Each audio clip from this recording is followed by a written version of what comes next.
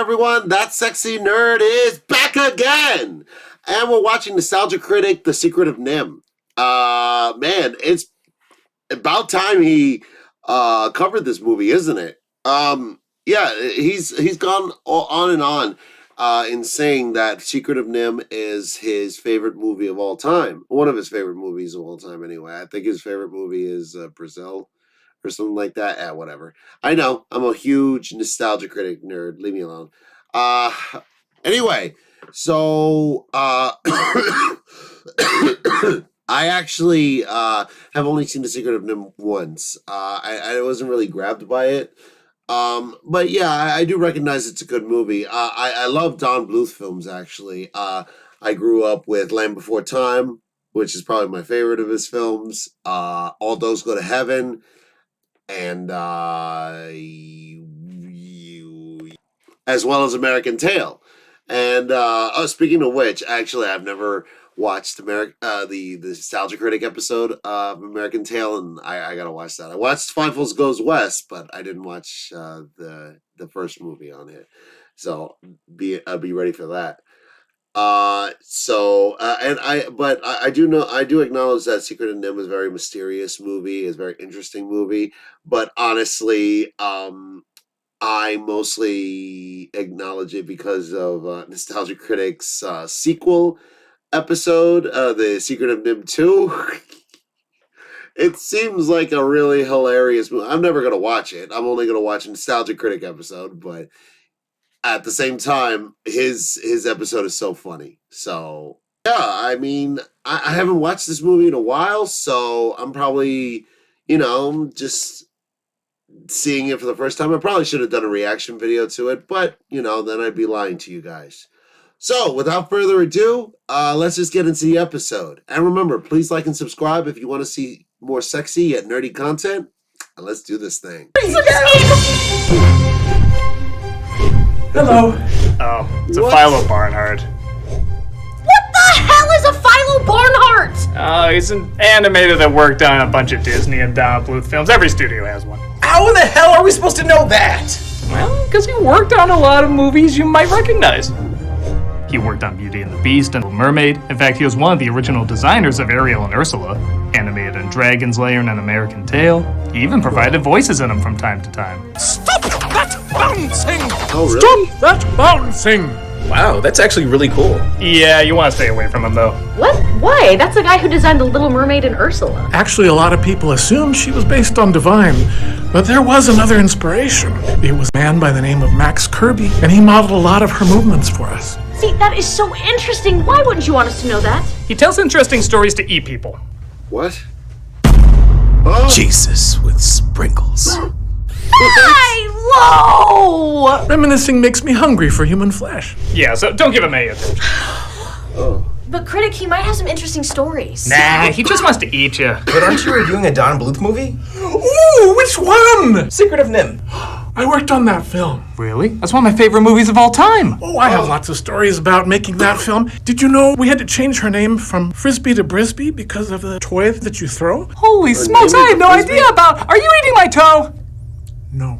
Then how come I only have 9 toes? Coincidence. See, Critic, if we survive this, it's gonna be so much fun! I'm gonna you regret won't. this, aren't I? Deliciously I'm sure so, you won't. yes. You're the smallest. Deliciously so. All right, let's get to it then.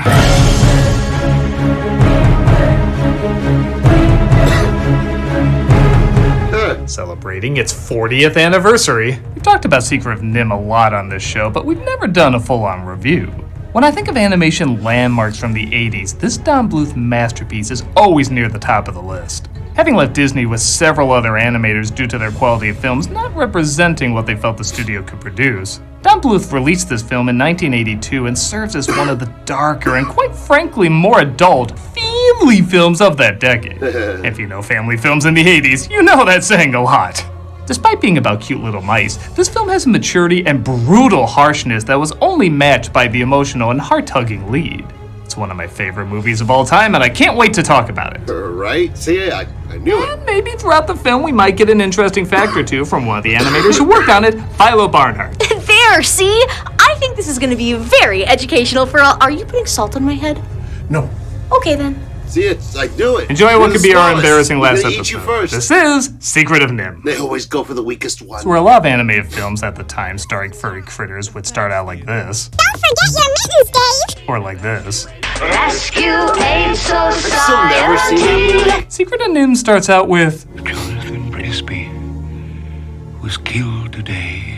let's see Disney start off a mouse movie with that kind of intensity. Yeah, I'm a great mouse detective. The film immediately has a more grown-up way of telling its story that, as a kid watching, made me feel more adult. Even the so-called magical elements introduced in this that were not in the book, I look at less as magical and more as the unknown. There's nothing supernatural in this film until after the rats are genetically altered, so my thought is they not only match the intelligence of humans, but they surpass them. Because of this setup, the unknown elements actually make the film more intriguing and adult rather than generic and childish. Or maybe I'm just hyping up Acme's disappearing, reappearing. I don't know. Jonathan, wherever you are, your thoughts must comfort her tonight. Don't remember Dumbledore being a rat, but maybe... Oh, yeah, it was a J.K. Rowling tweet. Opening titles, that was interesting gone how they crazy came in by her old that. age. I used to bring films in for lunchtime. But one day I brought Howard Hawks' The Thing in. Somebody ran and got Don. He says, maybe we ought to do that for our title. It all started with The Thing. How about that? Don would listen to you. I mean, you come and sit down with him. Oh, man, When it's he not had some so time. hard. He was always working. Yeah, everyone was. Did take a lot of ideas. That's all to the good. I wish more people did that with their staff. We cut to a little mouse named Mrs. Brisby, voiced by the often underappreciated Elizabeth Hartman, who's meeting up with Mr. H's, voiced by Arthur Mallet. I'm so glad you're home. Confounded machine. Now, if you'd excuse me, I've lost my marbles. So when you have a buffet of sound bites, you go for the obvious one. Did we mention yet a dear loved one was murdered? I don't suppose you would remember me. Yes, you're Mrs. Brisby, and I'm sorry about your husband's death. 80s kids' films are like greeting cards that say, sorry for insert name, here's horrible passing. My son Timothy is so sick. I'm right in the middle of something very We'll never important. see this never-ending story. I know I've mentioned this in the past, but Mrs. Brisby has been, and still is, one of my all-time favorite heroes. She's a character that lives in the shadow of someone else. We don't even know her first name, so nothing is expected out of her. Please, sir. I'll do anything to save Timmy. Anything. She's meek, polite, soft-spoken, and isn't someone you'd associate with saving the day or fighting off enemies. She's a tiny little character, and even as tiny little characters go, she's especially tiny. She's a single mom who's often in over her head, which, yes, there's a lot of single moms in animated films, but how many are the main character? She's a great hero not because she's physically strong, super smart, or has no fear, but for the exact opposite reasons. She enters situations she's terrified of, has little understanding about, and possesses no strength to protect herself. And she does all this for the love of her family, which is very easy and quick to identify with. Timothy. Remember Timothy.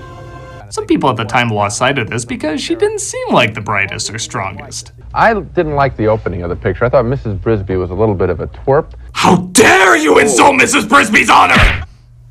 But in a time where, yes, a lot of women in kids' films are more fleshed out, but others are made too perfect to be interesting, here's a character who has many weaknesses but constantly tackles them to be stronger. I get much more inspired seeing Mrs. Brisby bravely enter this cave than Mulan nonchalantly battle an entire army.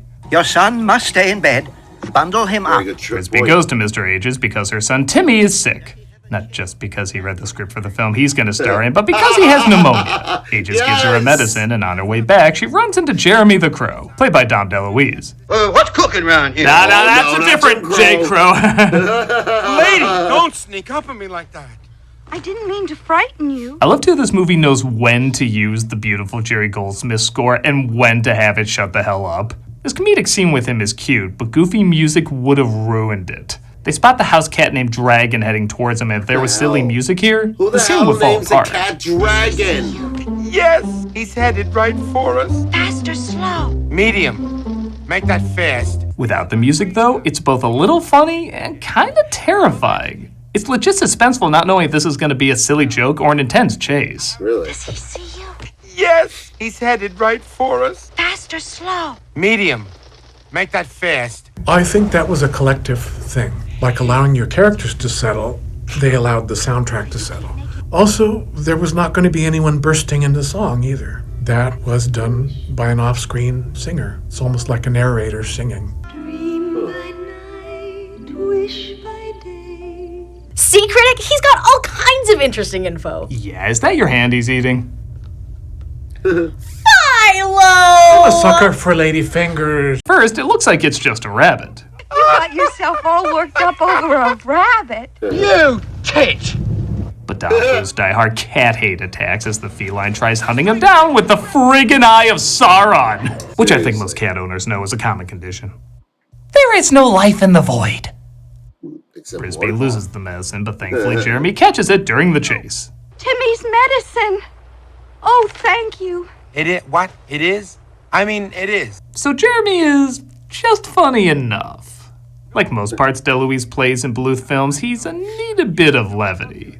He's the character that reminds you, oh yeah, this is for kids as well. Without him, I think you'd have a Watership Down. That's for kids, but no, it's not. It's for kids, but really not. No, it's not. It's true. Oh, Auntie. Speaking of kids, we see Brisby's family being approached by the shrew, who's telling them to move their home because the plow is coming through soon. I'm not afraid of the dark. What?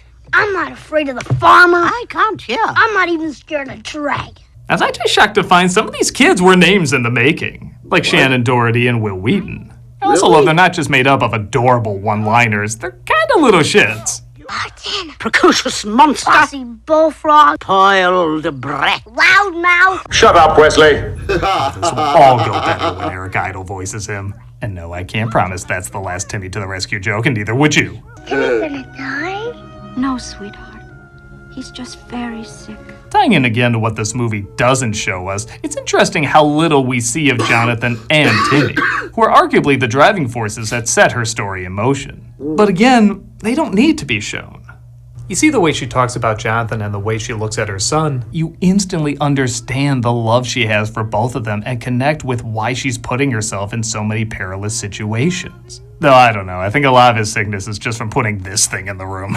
I wouldn't be well if I had to sleep with that across from me. It's just another poltergeist waiting to happen. Oh my god. The techniques we were relearning as far back as Sleeping Beauty because Walt Disney at the time said no more of this expense. Expense was just killing them on that film. Well, Rescuers was still using the black line Xerox, and they were also not filling in the characters' eyes. Done a little like the Hanna-Barbera characters. We were sealing off eyes and putting irises and eyelashes and all kinds of things. We got back to using airbrush. We had Fred Craig. He developed color toners for us to use. We were able to give Mrs. Brisby a dark gray line or a red-brown line. The characters were color keyed to the backgrounds. Cast shadows under the characters. Something as simple as that. Most people wouldn't really even notice that, but we sure did because we were very dedicated to the craft. Shooting the characters straight ahead by themselves and then backwinding the film, we would set the percentage of the lighting on those cells so that they would appear to be translucent. We used that a lot later in Dragon's Lair to do Princess Daphne's gown. The amount of detail was different. I'm sure Doug and it was really happy didn't about take us that. that much longer to do. Oh, wow, that's really interesting. Almost as interesting as him eating your heart there. You silly sicko. Not bad. You're delicious. Oh. The following day, the house is attacked by the rotoscoper, but Brisby is unable to move Timmy, so she tries to stop the machine. This whole scene is like that quail being shot scene from Bambi, stretched out to 3 minutes. Again, it's interesting, Brisby isn't the one that stops the machine. She rushes in but doesn't know what to do, leaving the shrew to figure it out. Every scene is like a progression of how braver she gets, which again can't be shown unless we understand how truly terrifying these threats are. Oh, and this ain't a world where you can just cry it out. When someone tears up, you're told to shut up. Stop it. Oh. In fairness, this did play better than the original cut. Calm down. Get a hold of yourself. She's encouraged to see the great owl, who naturally eats mice, but is said to be the only one who'd be wise enough to help. She puts her life on the line and enters Madonna's cooch, where she finds him waiting. I am the great and powerful owl. Why have you come? The great owl, played by John Carradine, says the only thing to do is to move her house. He doesn't give much detail, though, until she brings up that her name is Brisby, and that her husband was Jonathan. Brisby. Mrs. Jonathan Brisby? That dickhole owes me $80. Go to the rats. As for Nicodemus. Now, in the commentary, Don Bluth said that the owl in Nicodemus has similar eyes and beards, and that wasn't by accident. Yeah, why? Is this to be taken literally, like they're the same and he can transform? They sure do seem like different characters, but they do have similar traits. Do they have some psychic link? Is this from their intelligence growing from Nimh? There can be a lot of theories on this, and that's what I like. The movie knows what details to give you and what to leave vague. So instead of one of these unknown elements leading to one conclusion, like always follow your heart or your dreams or something, there's a lot of different theories you can draw from it. It's like Tom Bombadil not disappearing when he puts the ring on. It's not sloppy writing if it invites more paths you can travel down rather than dead ends. We had a bit of a snag. Almost halfway done with the film, the Whammo Corporation might bring us up on a lawsuit, even though original source material is called Mrs. Frisbee and the Rats of Nimh. Don said we have to start thinking about changing her name. The detrimental part was that we'd lost John Carradine, who voiced the part of the owl, because we were able to bring all the other actors back. They re-recorded whenever her name was spoken, it became Brisby. Well, we had a genius sound man. I believe his name was Dave Horton. We couldn't use digital means to edit, and that includes the soundtrack, which was on magnetically striped film. Where he could, he scraped on the actual magnetic tape to kind of blunt the FR sound down to a BR sound, and then he would actually splice a BR sound to the beginning of the name from other places. Brisby. Mrs. Jonathan Brisby? Brisby. Mrs. Jonathan Brisby? Okay, I'm sorry, I have to interrupt. Is that Tamara's eye? Critic, you are making a mountain out of a molehill. Oh, could you pass the barbecue sauce? Oh, yeah, of course, buddy. Here you go. You leave this national treasure alone. We'll be back with whatever's left of us. Brisby goes to the rose bush where the rats are hidden, but Jeremy interrupts and she tries to get rid of him by saying someone needs to look after her kids. Kids love me, and I love kids. I love the kids. You know, Jeremy's a lot funnier when you consider the possibility he's always high as a kite. Really? Where's home? Well, I got connections. I'm being followed. What am I gonna do with all this string? Miss B, I gotta have it. Ooh. Oh my god! Where'd my dookie go? She journeys through the world's creepiest rose bush and stumbles across, I'll just say it, probably everyone's scariest scene in the film, Brutus the Guard. Please. What? That's the I need help. I got a kick out of being scared at movies, and there's certainly a lot of scary stuff in the film. People in their 40s, they'll come up to me and they'll say, thanks for scaring the hell out of me when I was little. I say, I think you're welcome. I think it's okay to get scared. It's like an intellectual chili pepper. You know you shouldn't eat it, but boy, it's fun when you do and you overcome it. A terrifying, but honestly pretty bad guard lets Brisby escape where she stumbles across Mr. Ages. Her seeing the owl impresses him so much that he decides to take her to see Nicodemus, who she discovers is the leader of the rats. She's also introduced to the captain of the guards, Justin, played by Peter Strauss. Okay, just a joke. I didn't mean any harm. It is an honor and a privilege, my lady. And yeah, okay, with all the furries from Lola and Robin Hood, how is nobody thirst for this character? How beautiful. Ma'am? The lights. They're quite lovely. Even he had to look like, oh, I thought you were talking about me. I will one day take the stage as a professional Chippendale dancer. Justin, Mrs. Brisby. Not Mrs. Jonathan Brisby. Yes, the same. So, she's available. We discover She the looks rats like are Jim stealing Carrey electricity there. from the farmer to work on their many projects. Their many X-Men mutant power projects. So they're working on a plan to move from the rose bush so they don't have to steal electricity anymore. But some rats, like one named Jenner, want to keep stealing the power and stay where they are. Hear me. The Thorn Valley Plan is the aspiration of idiots and dreamers. Again, some decent commentary on how, for lack of a better way of putting it, with great intelligent power comes great ethical responsibility.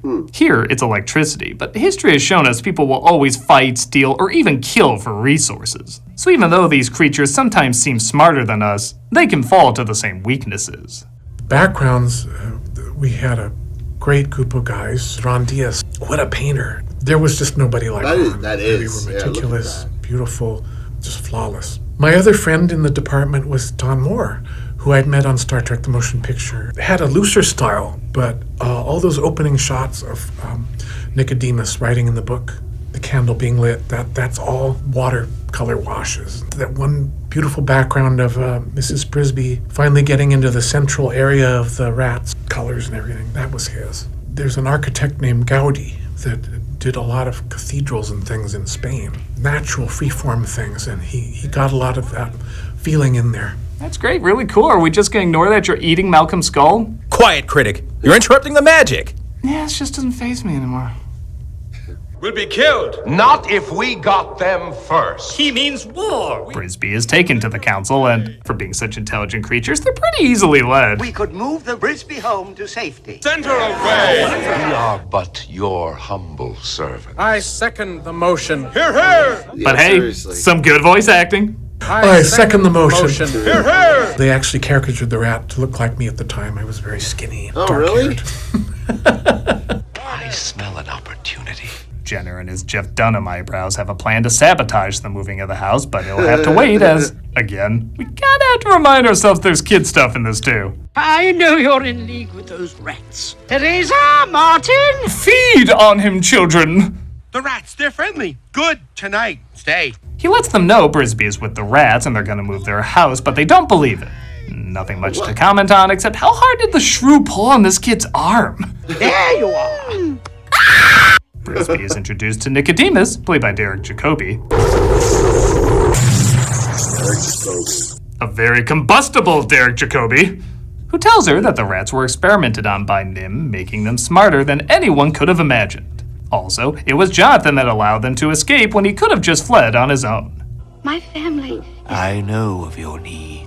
There was a lot of what we call pencil mileage on him. How did all she that become fur and intelligent then? I everything don't had get to it. follow through from frame to frame. Glowing eye effects for both she the doesn't owl seem to and be a part. Nicodemus was actually a series of masks. It would cut the eyes out. They had hundreds of these things corresponding with the drawings. They would dial up the bottom light. They also used a diffuse filter on the camera to fuzz it out so it didn't have a hard edge. When they needed him to get excited, they would dial up the percentage so that they got brighter. It is grainy, but that only adds to it. She also discovers exactly how Jonathan died from reading Nicodemus's journal. And tell me this isn't the most heartbreaking delivery from Elizabeth Hartman. He was killed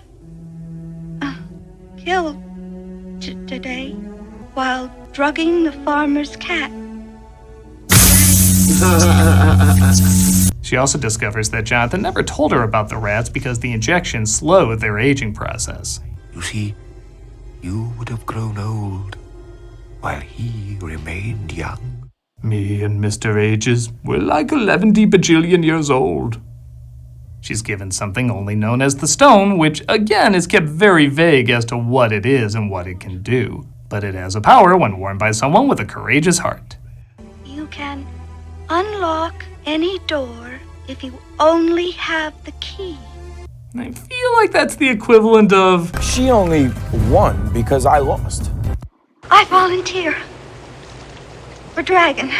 Oh no, Mrs. Brisby. Another element that invites a lot of intrigue is why Brisby volunteers to drug Dragon while they move her house. Why the hell is there the can be a cat's lot of named reasons. Dragon? Maybe she wanted to make up for not saving her kids before. Maybe she feels she's not doing enough to help out. Maybe she thinks doing so somehow makes Jonathan's death mean something. Even she's not entirely sure.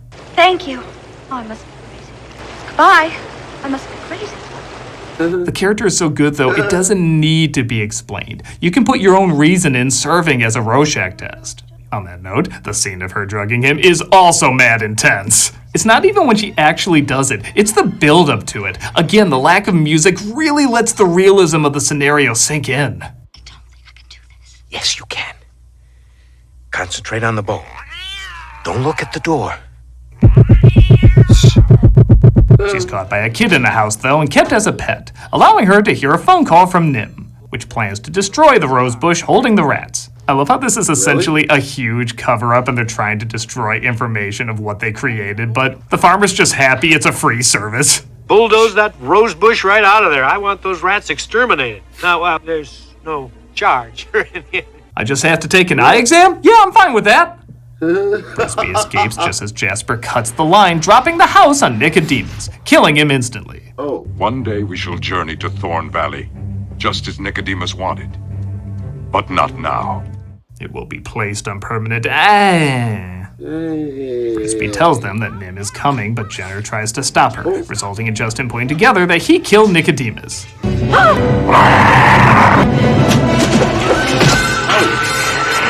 Jesus, this is a hard G. This is a G movie, man. Really? Jenner is killed, but remember, this is a Don Bluth film. Everything wants to kill you, even your home. The blob!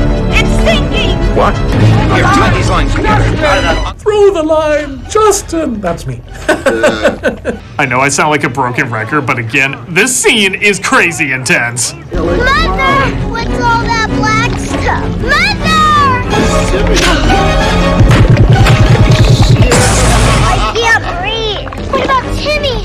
Get us out of here! Shut up, Wesley. Frisbee tries so many times to save them that they eventually have to pull her back, fighting all the way. This results in the stone taking on supernatural properties, allowing her to lift the house to safety.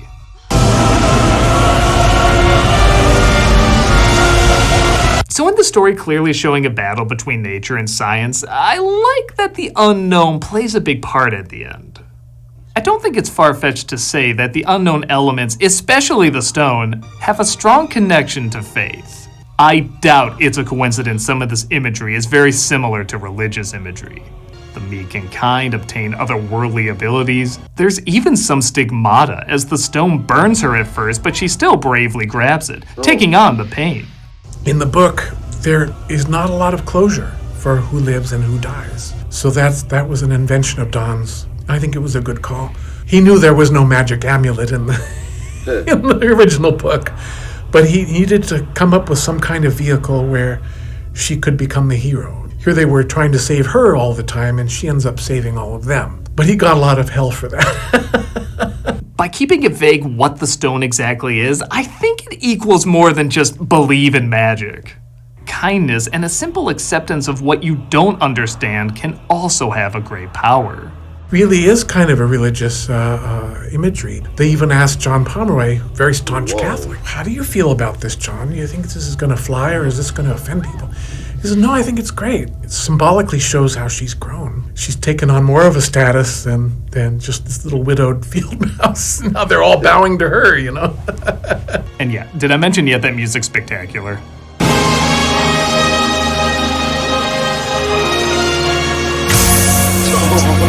As you'd imagine, the day is saved as both Brisby and the rats move. Timmy ultimately gets better to let us down in the future. And even Jeremy finds a loved one to make a nest with. Yeah, this wasn't really about the crows, but by God, that's a pretty image to end on. And that was The Secret of Nimh. It only gets better every time I see it. Really? And sure, I can't pretend everything I talked about here was intentional, but that doesn't mean it still isn't there. I feel like there's so many ways to look at this movie and so many themes and ideas you can take away from it. Because they know what to be detailed about and what to be vague about. It invites so many more ideas rather than just limited to a select few.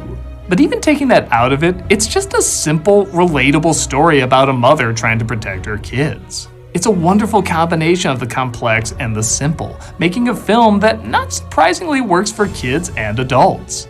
The animation is fantastic, the acting emotional, the music astounding, even the silent moments are really powerful. It's still one of my favorite movies all these years later, and it only gets closer to my heart every passing day. Yay. It's nice. And I'd like to thank Philo Barnhart for sharing so many great stories with us, even if it did cost me a good chunk of my cast. There, was it so hard listening to animation history? Don't get angry, Tamara. It makes for bad leftovers. So sorry. You know what happened in my childhood to make me write stuff like this? Seeing films that I worked on. That's fair. Huh. Yeah, that's true. Oh, what? Our distribution was going to be through United Artists, so it was a press conference. They combined Victor Victoria with our production. All the Victor Victoria people were touring through the studio all day. I felt a pair of eyes on me, you know how that feels. And I turned around and it was Julie Andrews. I said, you won't remember me, but you might remember my father from Mary Poppins days. She says, really? Who is your father? And I said, Dale Barnhart. She says, Does that mean are you little Philo? Are you little Philo? You could have knocked me over with Oh, oh, that's so nice. Shut up, Wesley. Yeah. Shut up, Wesley. Wow, so that was more of a informative episode than it was like funny. But I learned so much, especially from that guy. He really worked on a lot of films that I like. I'd like to hear more interesting stories that he had. And then what happens? He was in the original Mary Poppins with his father. That was really cool. But yeah, that movie, I gotta watch that movie more because it seems a lot better. Because the last time I watched it, I believe I was in my teens or something, or maybe it was around the time Nostalgia Critic had watched it. I don't exactly remember when I had watched it, but I know I'd watched it. Um, but yeah, it was. It really seems like a good movie. Again, why do they name the cat Dragon? I remember them saying something about Don Bluth like having a fear of cats or something like that. Why? Did a cat eat his family? I don't know. But yeah, the movie seems great. The movie seems like a beautiful experience and everything, and I really would like to watch it again. Um, like it's such a far cry from the sequel that he described because it really seems like they don't even acknowledge Mrs. Brisby or anything to what she did. Like, do you see all the crazy shit? She even went up against a cat named Dragon. And what happened? They don't even acknowledge her in the sequel? Like, oh, it's Timmy. It's Timmy is the one who's going to do that. What? Like, Jonathan Brisby just let you out of a cage. But whatever. I guess I got to watch the movie and maybe watch the review again because I haven't watched that review in a long time. Maybe I'll do a reaction video to it. But anyway, please like and subscribe if you want to see more of my content. And I'll see you all for the next video. I'm starting Miss Marvel on here, which should be up soon. So be ready for that. All right. I'll see y'all later.